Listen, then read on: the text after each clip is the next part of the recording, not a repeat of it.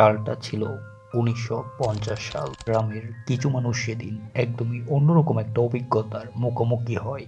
ঠিক এই জায়গায় এসে একটি বিমান নিয়ন্ত্রণ হারিয়ে আছড়ে পড়ে। এই ঘটনার সাক্ষী হয় গ্রামের হাজার হাজার মানুষ। বলছিলাম কিশোরগঞ্জের পাকুন্দিয়ার খামা বিলে বিমান হারিয়ে যাওয়ার ঘটনাটি। এই ঘটনা সম্পর্কে যদি আমরা আরো বিস্তারিত জানতে চাই তাহলে আমাদের যেতে হবে গ্রামের মুরব্বীদের কাছে, যারা এই ঘটনা চোখে দেখেছে। মালবাহী জাহাজ আছে, জাহাজের মধ্যে ভিতরে ইঞ্জিনের মধ্যে আগুন লাগে। পরে কোনো সেই দিক দিয়ে পানির জরিপ করতে হচ্ছে, ফালানির মতো কোনো জায়গা নেই, বড় বিমান তো সুরিয়া আলে বোঝা যাচ্ছে। তো অনেক বড় রয়েছে, এগুলো তোর বড় আছে। ও আচ্ছা, বড় বিমান আছে। মাল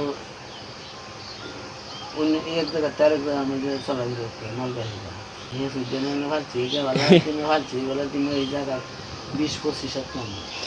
লুয়া টুয়া নাকি পাওয়া যায় মাঝে মাঝে।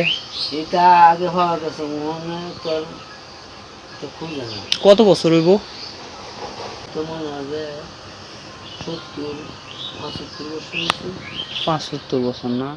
এটি যাত্রীবাহী কোনো বিমান ছিল না, এটি ছিল মালবাহী বড় একটি বিমান, যেটার মাধ্যমে এক দেশ থেকে অন্য দেশে বিভিন্ন ধরনের খাদ্যদ্রব্য এক দেশ থেকে অন্য দেশে নিয়ে যাওয়া হতো, সেই সাথে বিভিন্ন রকম মালামাল। কোনো যান্ত্রিক ত্রুটির কারণে সেটি মাঝ আকাশে আগুন ধরে যায় এবং সেটিকে ক্র্যাশ ল্যান্ডিং করে এই বিলে।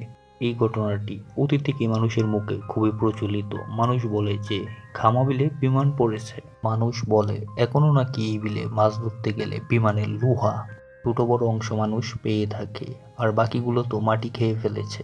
তাদের ভাষ্য অনুযায়ী এই বিলে গভীরতা রয়েছে ২০ থেকে ২৫ হাত, আর এটার নিচেই হারিয়ে গেছে এই বিমান। দাদারা দেখছে, বাবাও দেখছে না।